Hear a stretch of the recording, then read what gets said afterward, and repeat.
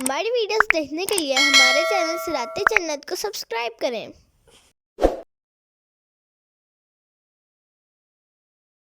اعوذ باللہ من الشیطان الرجیم، بسم اللہ الرحمن الرحیم۔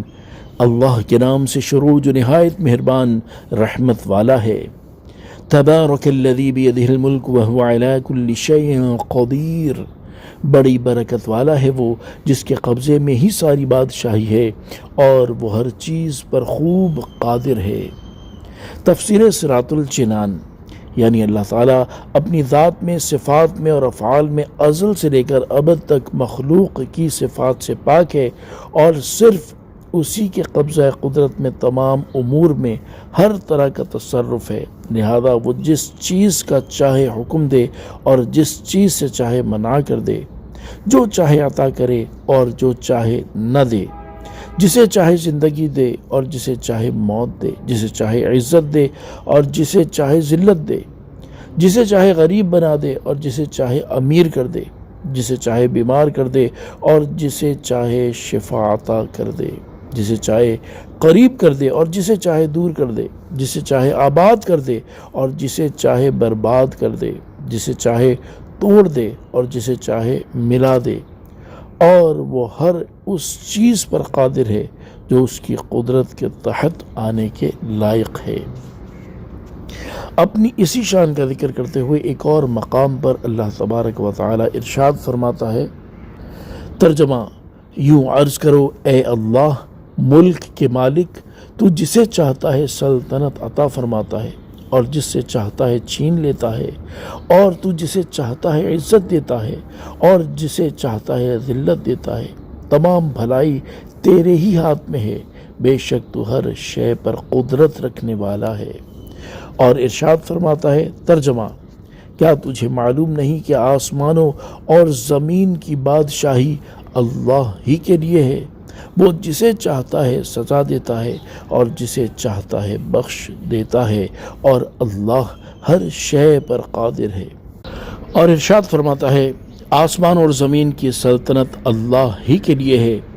وہ جو چاہے پیدا کرے، جسے چاہے بیٹیاں عطا فرمائے اور جسے چاہے بیٹے دے یا بیٹے اور بیٹیاں دونوں ملا دے، اور جسے چاہے باج کر دے، بے شک وہ علم والا، قدرت والا ہے۔ الذی خلق الموت والحیاة لیبلوکم ایکم احسن عملا وہو العزیز الغفور۔ وہ جس نے موت اور زندگی کو پیدا کیا تاکہ تمہاری آزمائش کرے کہ تم میں کون زیادہ اچھے عمل کرنے والا ہے، اور وہی بہت عزت والا، بہت بخشش والا ہے۔ تفسیر صراط الجنان،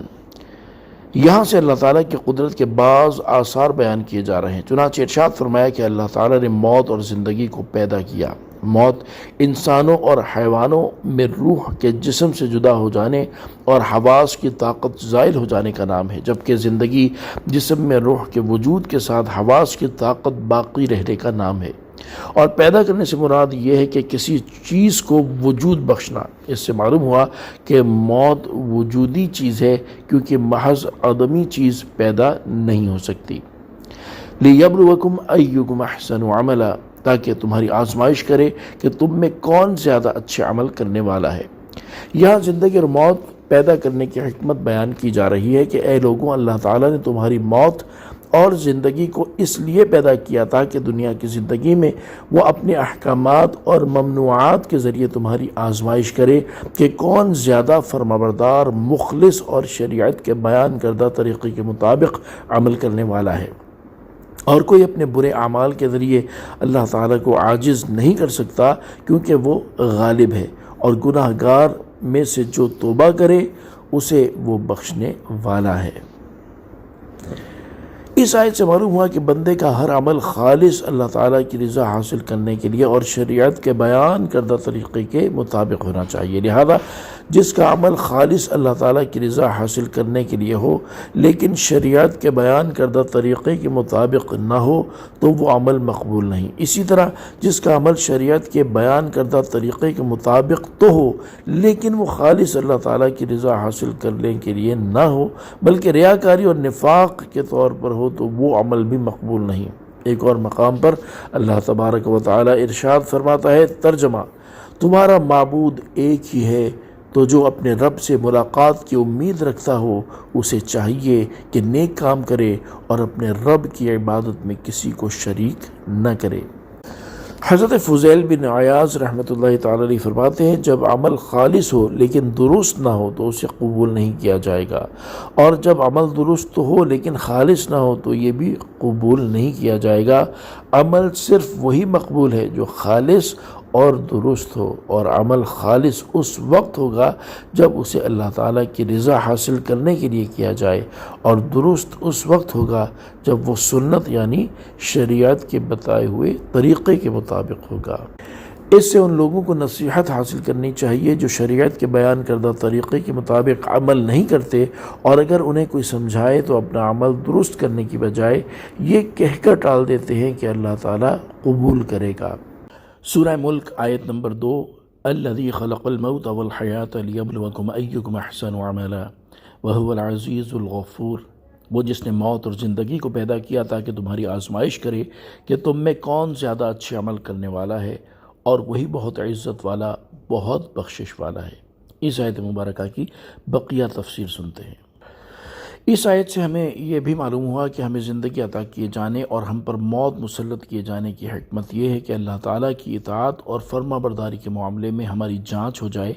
کہ ہم میں سے کون اللہ تعالیٰ کی اطاعت کرتا ہے اور کیسی اطاعت کرتا ہے، تاکہ آخرت میں جب اطاعت گزاروں کو انعامات ملیں اور نافرمانوں کو سزائیں ملیں تو کوئی یہ اعتراض نہ کر سکے کہ اطاعت گزاروں کو انعامات اور نافرمانوں کو سزا کیوں ملی۔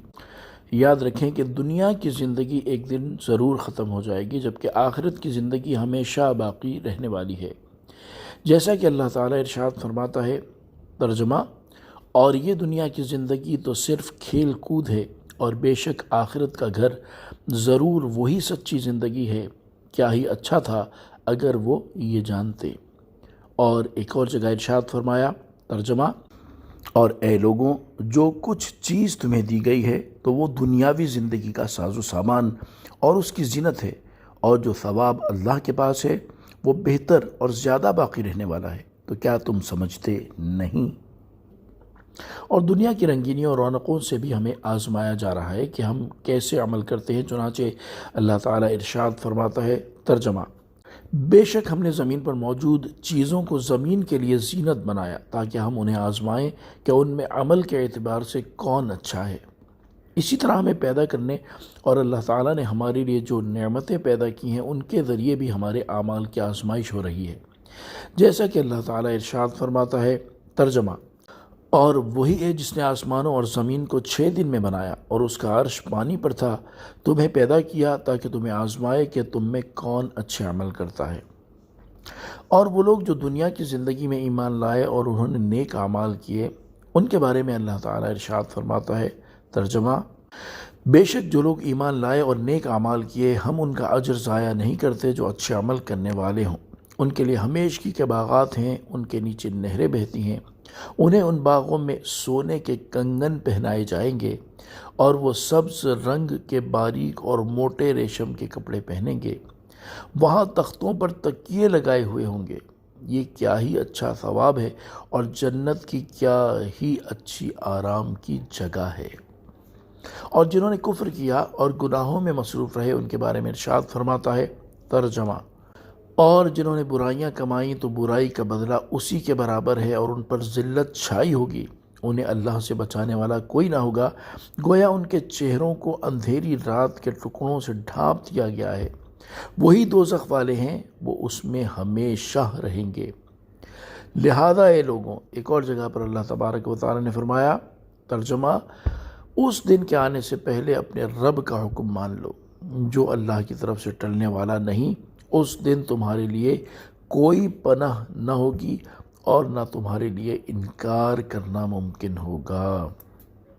اللہ تبارک و تعالی ہمیں اس دنیا میں نیک اعمال کر کے برائیوں سے بچ کر اپنی زندگی گزارنے کی توفیق عطا فرمائے، ہمارے ایمان کی حفاظت فرمائے اور ایمان پر ہمیں موت نصیب فرمائے۔ آمین بجاہ النبی الامین صلی اللہ تعالی علیہ وآلہ وسلم۔ صلو علی الحبیب صلی اللہ تعالی علی محمد صلی اللہ تعالی علیہ وآلہ وسلم۔